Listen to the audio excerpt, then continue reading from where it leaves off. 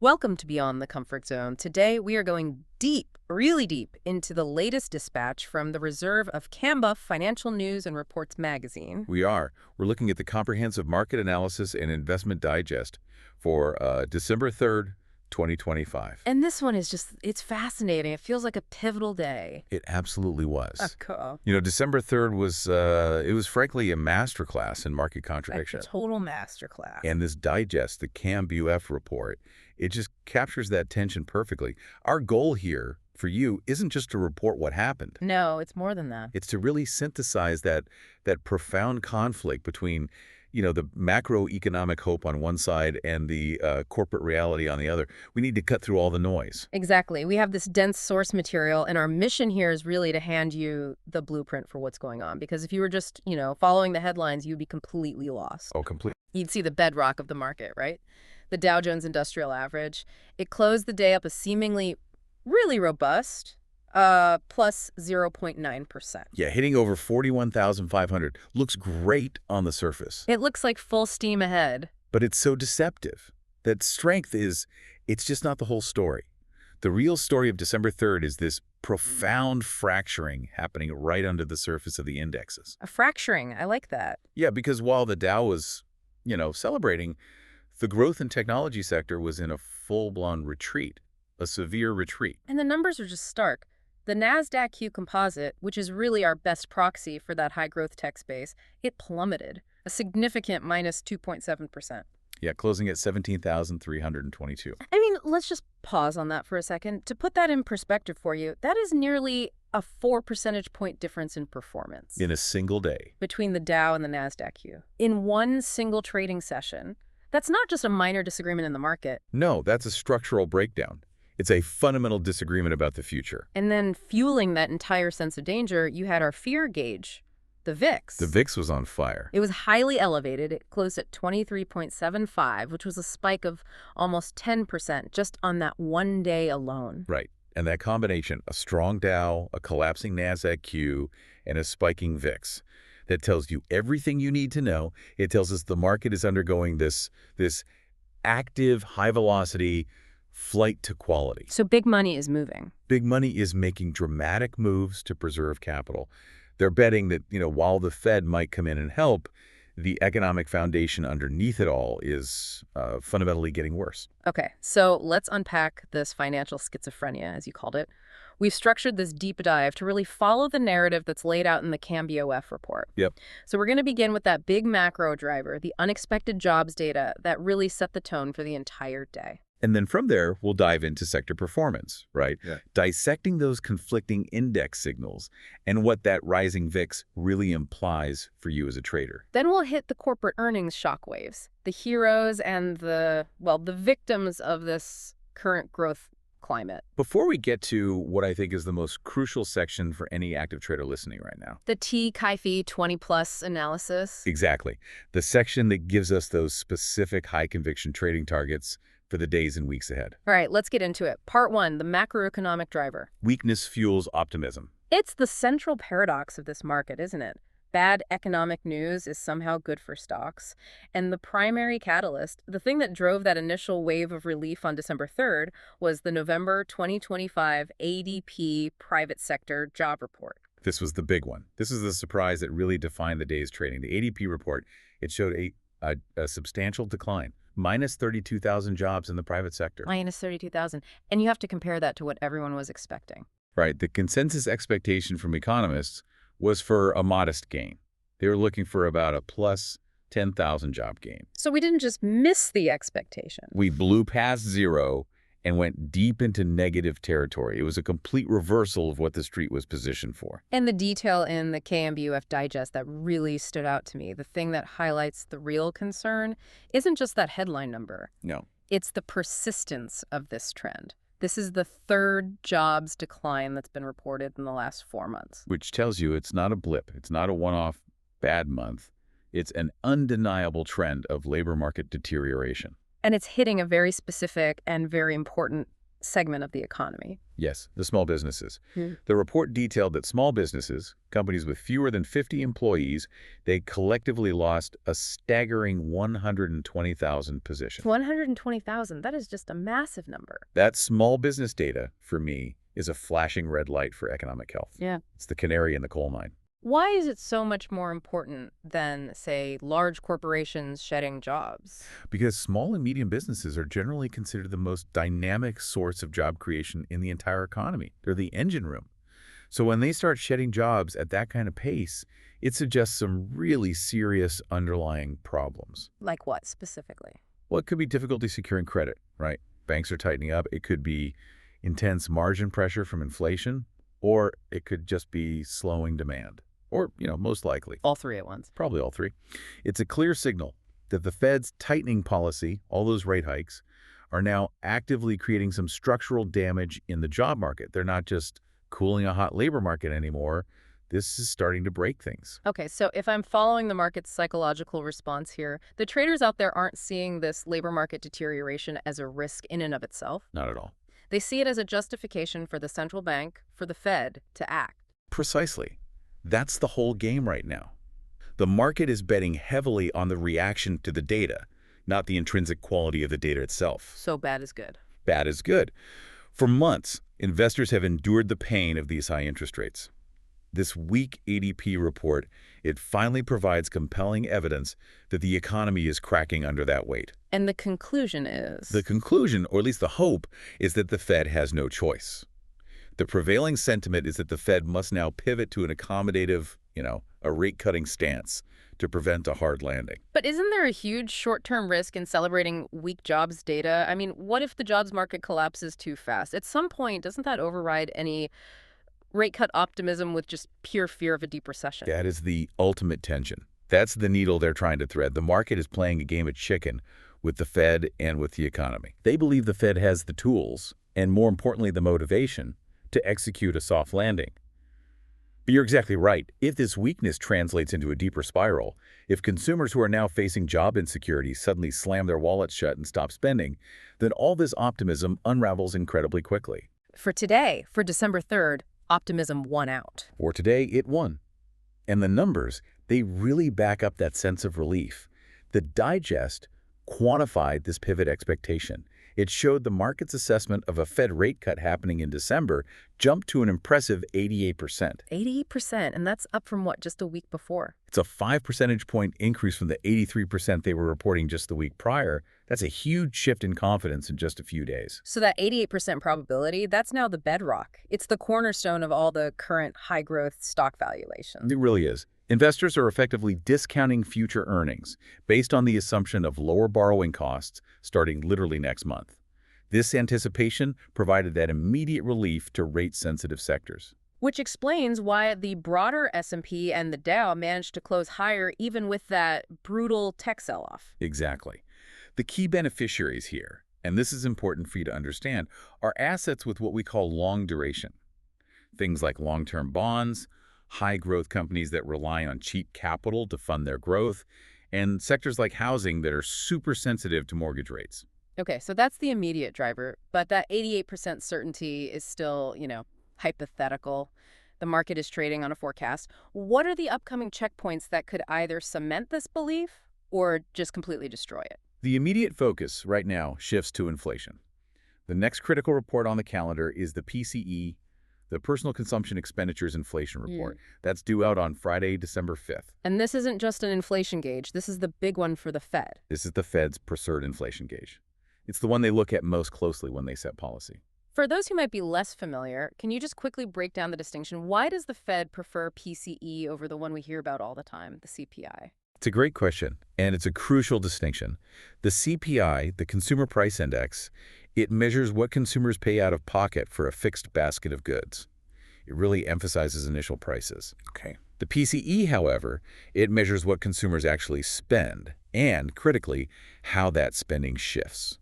So it gives a broader look at consumer behavior. So it accounts for substitution. Exactly. The core PCE calculation uses what are called chained weights, which means it allows for that substitution. If beef gets too expensive, the PCE model assumes consumers buy more chicken. This makes it a more accurate and typically a smoother measure of that underlying persistent inflation that the Fed is trying to target. So it's the core PCE, the number that excludes volatile food and energy that will really influence that 88% rate cut probability. That's the one that matters. So Friday's PCE report is a major hurdle. And then right after that, we get the official government labor report. The non-farm payrolls. Absolutely. Hmm. The ADT report is a strong indicator, but the official NFP number often carries the definitive weight for the policy setters at the Fed. And if that NFT report confirms the sharp deterioration we saw in the ADP numbers, then that 88% certainty becomes, close to 100%. The cut is locked in. But if the NFP report surprisingly shows strength, the market will reprice everything, and it will do it drastically and very quickly. we also can't just ignore the underlying structural headwinds that were mentioned in the digest. I mean, rate cuts might address financing costs, but they don't magically solve supply chain issues or policy uncertainty. That's a very important point. You're correct. The digest highlights these lingering concerns that stem from continuous reports of tariff impacts and also specific warnings coming out of the Institute for Supply Management, the ISM surveys. And what are those surveys telling us? These surveys, where they poll purchasing managers about business conditions, they've been flashing caution for a while now. Specifically, the ISM Services Index warned of these persistent headwinds that are impacting both sales outlooks and future employment intentions. So companies are already planning for a slowdown. It suggests that even if rates are cut, companies are already budgeting and planning for a contractionary environment. And that's because of sustained cost pressures and just general uncertainty about demand. So to wrap up part one, the market is operating on this premise that weakness is a welcome sign for Fed intervention. Yes, but that optimism is incredibly fragile, and it's entirely dependent on the next 48 hours of economic data. Which brings us to the moment that this fragile hope met the hard reality of selling pressure. This is where we get that dramatic index divergence we saw. It really was a tale of two markets on December 3rd. It was a textbook sector rotation day, and it was all driven by capital preservation. Let's just look at the numbers again because you need to appreciate the scale of this divergence. Okay. The Dow Jones, as we said, powered up almost a full percent, holding strong. The S&P 500 managed a small gain, plus 0.3%, and it closed right near its 52-week high. So those indices benefited from money flowing into the stable blue chip components? Exactly. But the bleeding was all concentrated in the growth areas of the market. The NASDAQ Composite was down severely by that 2.7%. It was a massive de-risking event. And the NASDAQ 100, the big tech names, suffered similarly, dropping 2.6%. And we have to include the small cap barometer here, the Russell 2000. We have to. It took a nasty hit, falling over 2%. Yeah. And that's significant because small caps are highly sensitive to economic distress and credit availability. So this deep decline, it just confirms that the market's view on domestic economic health is genuinely pessimistic. So that pessimism is overriding the Fed cut optimism, at least for that part of the market. Completely. The analysis in the digest is crystal clear on this. This is not random volatility. It is a deliberate, calculated movement away from speculation. A mass rotation. A mass rotation out of high-growth, high-multiple, rate-sensitive technology stocks and a mad rush into defensive names. The market is pricing in the absolute necessity for capital preservation. It's recognizing that in a slowing growth environment, current tech valuations just cannot be justified, regardless of what the Fed does with interest rates. And the clearest physical manifestation of that anxiety, that need for capital preservation, is the VIX, the Volatility Index. The VIX, yeah. How can the S&P 500 be near a 52-week high while the VIX is screaming bloody murder? It just doesn't compute. That VIX spike is the most profound warning signal in this entire report. The index closed at 23.75. Jumping nearly 10% on the day. And for context, its 52-week low is a calm, serene 10.62. So while 23.75 is far from the crisis high of, say, 65, it is definitively in the elevated category. so what does that actually mean? The VIX measures the expected 30-day volatility of the S&P, right? It's basically the cost of insurance for portfolios. That's it exactly. So if the VIX is at 23.75, what is the actionable consequence for the person who's trading right now? The actionable consequence is that the cost of hedging your portfolio has skyrocketed. It's just gotten much more expensive to protect yourself. Okay, so what does that mean for how you should trade? It means this volatility requires you to Use wider stop losses to avoid being shaken out by these big intraday swings. But, and this is the key part, if you widen your stops, you must dramatically reduce your position size to maintain the same level of capital at risk. So smaller bets. A high VIX environment demands caution. It demands smaller bets, and it demands very high conviction in your entries. The market is screaming at you that the risk of a massive sudden swing is significantly higher today than it was last month. The Financial Digest went into a lot of detail on this, outlining 4 specific inputs that are driving this persistent escalating fear. Let's make sure we detail those because they really represent the key tail risks for you right now. Okay, first and foremost is the artificial intelligence, the AI, valuation concerns. This multi-year run-up in mega-cap tech was based on this massive expected acceleration in AI revenues. And the cracks are starting to show. As we're going to discuss later with Microsoft, yes, the cracks are showing. So the VIX is pricing in a potential major correction in the single most overbought segment of the entire market. Okay, number 2 is the economic reality we just covered. Correct. The labor market deterioration confirmed by the ADP report. That's a systemic risk signal. It implies that corporate profit margins are going to soon face pressure from reduced consumer demand, which adds economic uncertainty on top of the financial uncertainty. And number 3, despite that 88% probability of a cut, the risk still remains the Federal Reserve itself. Yes, because the VIX doesn't trade on probability, it trades on uncertainty. That remaining 12% probability of a hawkish surprise, or maybe even worse, a comment from the Fed that suggests they might wait longer, that's more than enough to fuel volatility. Or they cut, but signal it's not the start of a big cycle. Exactly. The market also fears that even if the Fed cuts, they might signal that the cuts won't be as deep or as fast as everyone currently hopes. And finally, the digest included external shocks, specifically noting the impact of geopolitical tensions affecting oil markets. Right, because oil prices remain a major input cost for basically every business and a major inflationary risk. Any instability in key oil-producing regions is instantly priced into the VIX as a risk to inflation stability and just global economic predictability. So those are the 4 horsemen of the current market fear. All contributing to that 23.75 VIX rating. Okay, so given that fear, let's talk about where the capital is actually landing. What sectors are the beneficiaries of this big risk-off sector rotation? This is a classic defensive rotation. Money is pouring out of technology down that 2.7%, and it is pouring into sectors that perform well during economic slowdowns or offer high, reliable dividend yields. Utilities were leading the charge. Utilities led the charge, up a solid 1%, which for the utility sector is a massive move. Healthcare and energy were also very strong leading performers, recovering ground on the day. And the digest specifically highlighted the strength in healthcare, noting that pharmaceutical giants like Merck, MRK, and Bristol-Myers Squibb, BMY, were both hitting new 52-week highs. That is the ultimate defensive signal. Healthcare demand is what we call non-cyclical. Right. People still buy medicine, they still go to the doctor, regardless of whether we're in a recession.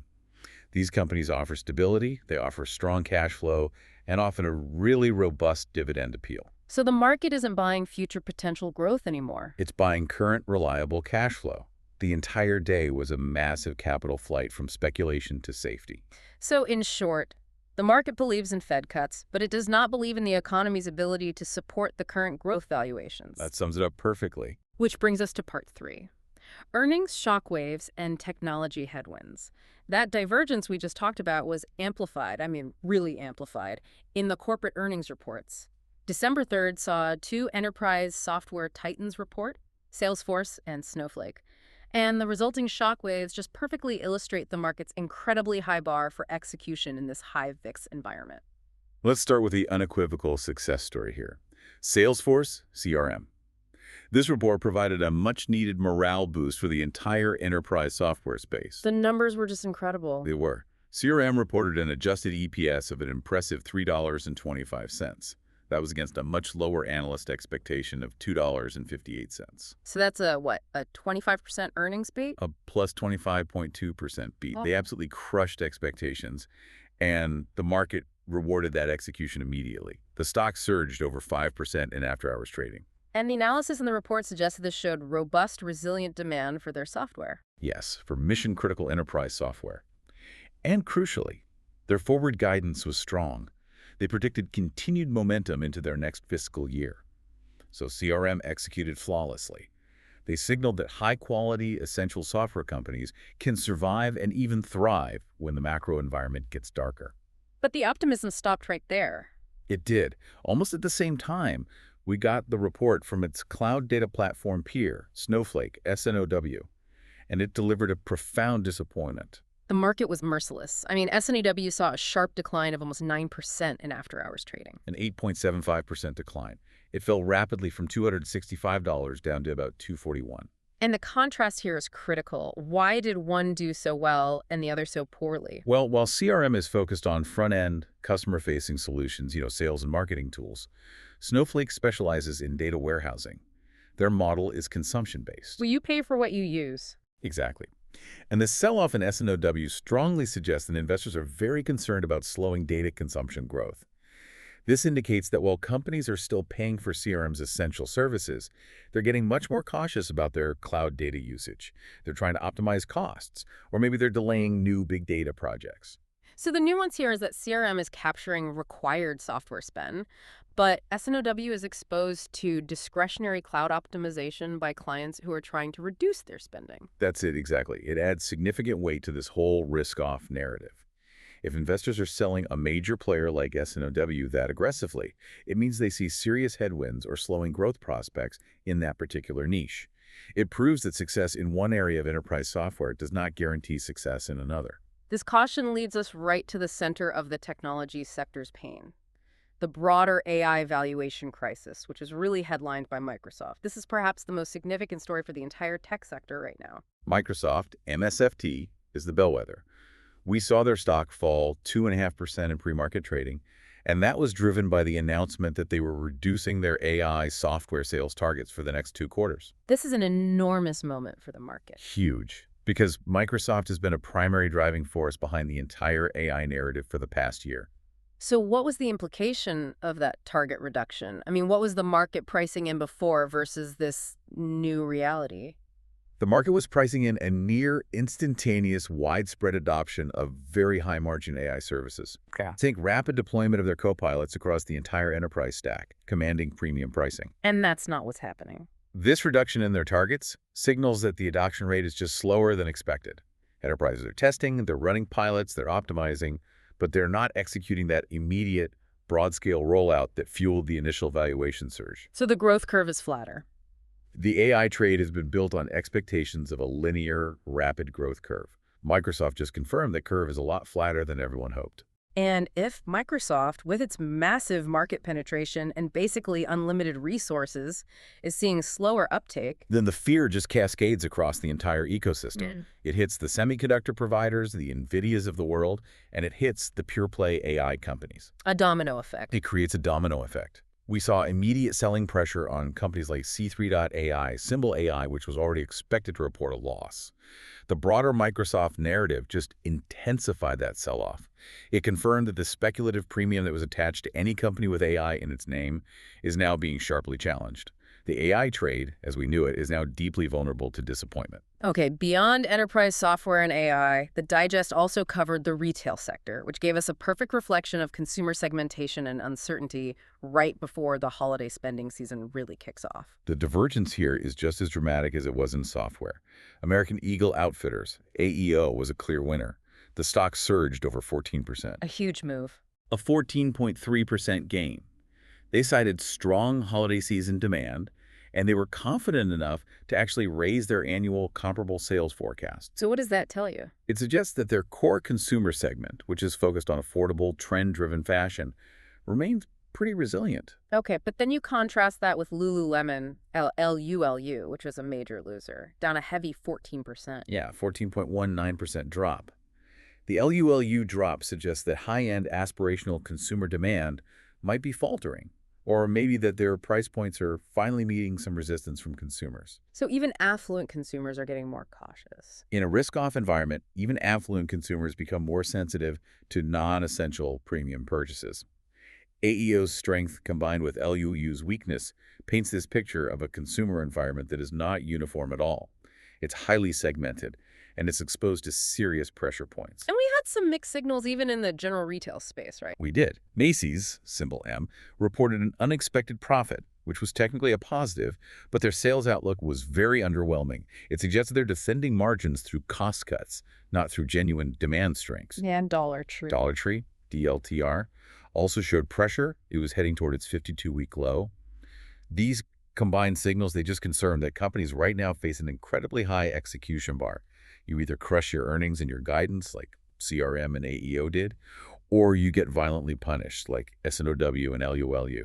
There's no middle ground in this volatile period. All right, so we've established the macro and corporate landscape, high volatility, a high bar for execution, and aggressive sector rotation.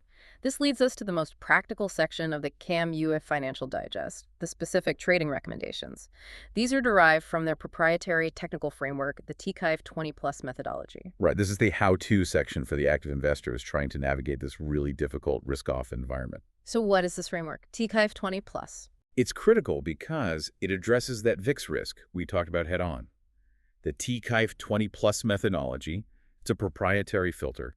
It stands for Technical KAMBUF Integrated Filtering Engine with 20-day volume confirmation. Okay, so it's a mouthful. What does it do? It's designed to ruthlessly filter out all the noise and identify only those really high-conviction plays that exhibit massive volume confirmation right after a positive earnings catalyst. So it's ensuring that when you enter a position, the big money, the market, is already confirming that momentum, giving you the best possible risk-to-reward ratio. Exactly. It's confirmation bias engineered into a trading system. The digest identified 5 stocks that meet this very stringent criteria for high conviction buys. Let's start with the highest conviction play of the day, a name we mentioned earlier, Marvell Technology, MRVL. Number 1, Marvell Technology, highest conviction BUY. The catalyst here is extremely strong.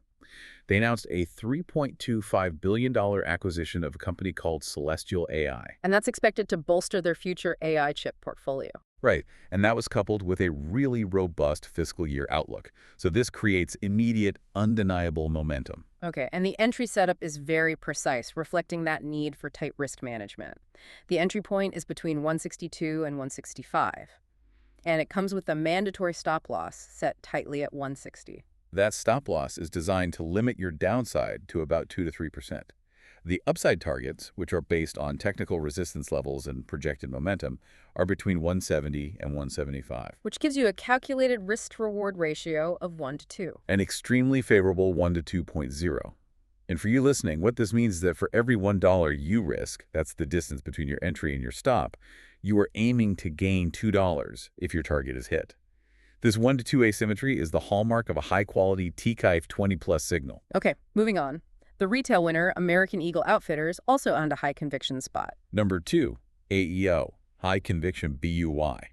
The market is responding directly to that raised annual guidance and the confirmed holiday season strength.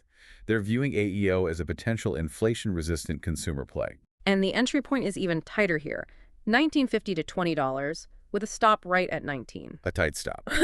The target is up to $23. So aiming for 22 to 23. Yes, and this setup yields an even more favorable risk-to-reward of 1 to 2.3.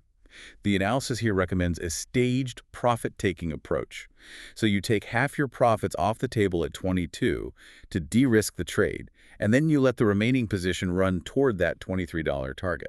Securing profit while maintaining some upside exposure. Makes sense. Salesforce, the enterprise software champion, is next on the list. Number 3, Salesforce CRM, a medium-high conviction BUY. The catalyst is pure execution. That decisive earnings beat and the positive forward guidance, which seems to be insulating it from the broader tech malaise. The recommended entry point is between 248 and 252. With targets between 260 and 265, the risk-reward ratio is a bit more balanced at 1 to 1.8. Still a strong signal, but the digest warns that the larger the market cap, the harder it is to achieve those extreme risk-reward ratios just due to liquidity and volume. Right. Our fourth play is another enterprise software name, Guidewire Software. Guidewire, GWRE, medium-high conviction BUY. This play is driven by post-earnings momentum after a revenue beat, and it was confirmed by a strong after-hours surge. Yeah, up almost 5% after hours. The entry point is higher, between 220 and 224, and it's aiming for targets up to 238. It has a solid risk-reward of 1 to 1.9. It just goes to show that this software execution theme isn't limited to just the bigger players. And finally, we have a semiconductor play, but this one is categorized as forming, which acknowledges the sector's current headwinds. Number 5, microchip technology, MCHP. A median conviction BUY, but it is still forming. The catalyst is an upward guidance revision, which provides a positive setup despite all the selling pressure that was hitting NVIDIA and Microsoft. This is a high reward setup. It is. It's targeting 100 to 105 from an entry range of 87 to 90, with a very tight stop loss at 85. The risk-reward of 1 to 2.1 makes it compelling. But that forming status means you, the trader, need to wait for technical confirmation. So what does that look like? It means a clear, high-volume break of a short-term resistance level before you enter. You have to prioritize caution here, given the overall sector weakness. Okay, now, in a high VIX environment, risk management means knowing what to avoid, or even better, what to actively short. What were the counterplays that the TKIF analysis highlighted? The technical analysis delivered some very clear sell or short signals for the names that failed execution or suffered major breakdowns. Snowflake, SNOW, is a prime target for a sell-short signal. And the target? It's targeting a collapse toward $220 from its current range, with a mandatory hard stop at $260. The rationale is just that severe post-earnings collapse, which indicates a structural shift in investor confidence. And even Microsoft, the bellwether, is on the chopping block. Yes. Microsoft is a clear sell signal.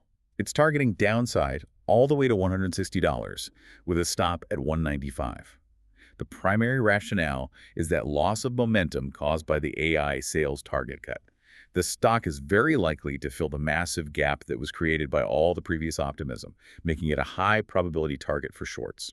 We also have to mention the deep breakdowns in other tech and retail names. Absolutely. Pure Storage, PSTG, is a definitive sell signal. It had a severe 26% crash. It's in a clear downtrend with no clear technical support in sight. And Lululemon. Lululemon is a sell targeting $260. That massive 14% drop reflects that broader retail pessimism in the premium consumer segment. And the TKIF analysis explicitly warned that because the VIX is elevated, anyone utilizing these short recommendations must reduce their position size drastically. And use the tightest possible stop losses. Non-negotiable. You have to use tight stops to mitigate the risk of a sudden, painful short squeeze. Okay, so we've established a map for the market and the trade signals. Let's synthesize this into the overarching investment thesis that's presenting in the magazine, focusing on how growth and value investors should view the current environment. The thesis is highly bifurcated. It's two different stories. For the growth investor, the advice is tactical, not strategic. Meaning the best opportunities are strictly these earnings-driven momentum plays, like Marvell and Salesforce. But the digest warns that valuations across the entire growth board are almost universally extended.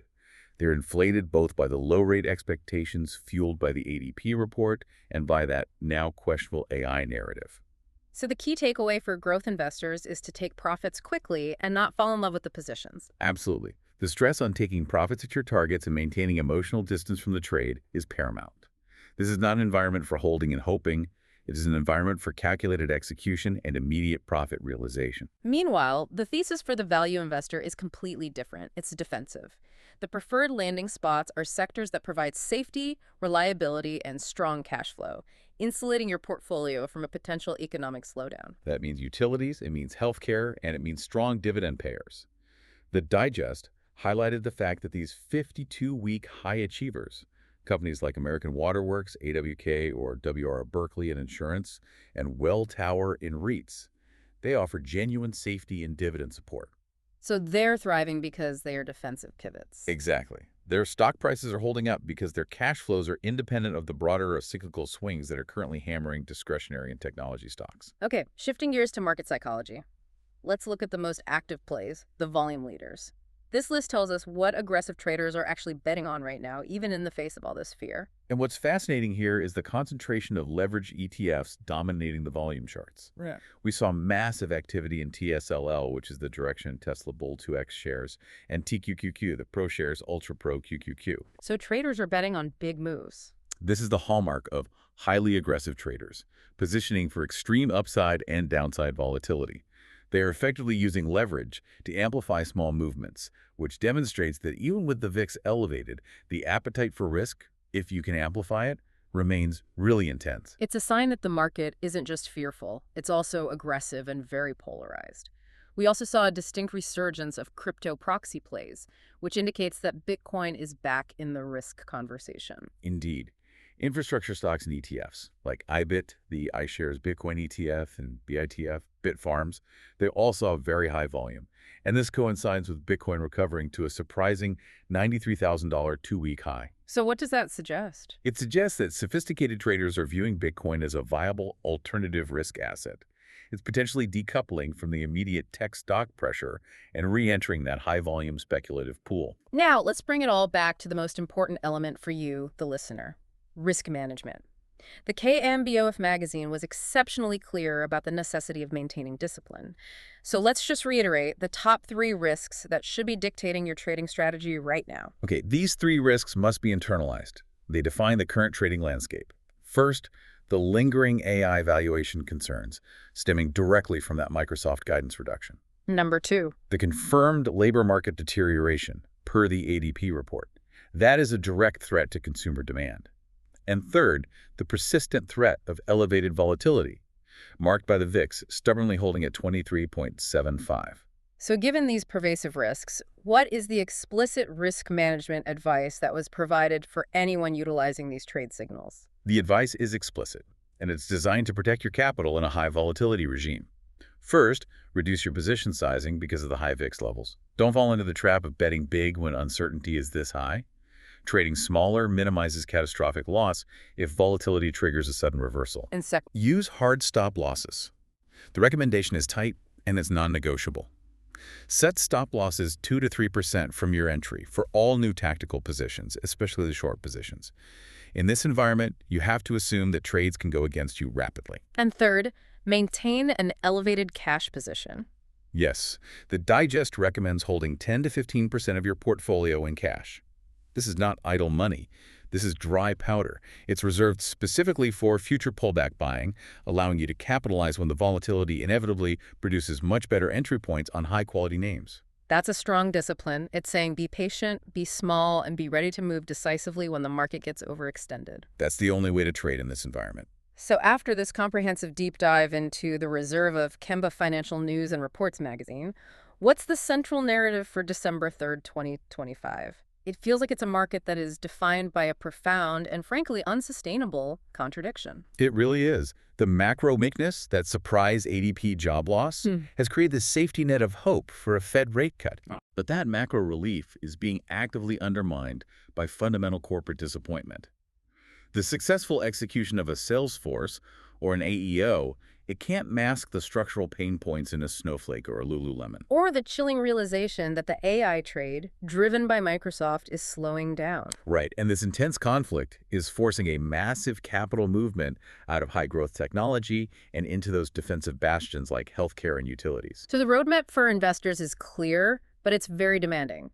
For the conservative investor, the focus remains entirely on safety and reliable income generators in those defensive sectors. And for the active or the swing trader, precision is paramount. You have to target those high-momentum earnings beat plays identified by the TKIF analysis like Marvell and AEO. Yeah. But your success relies entirely on the strictest possible risk management.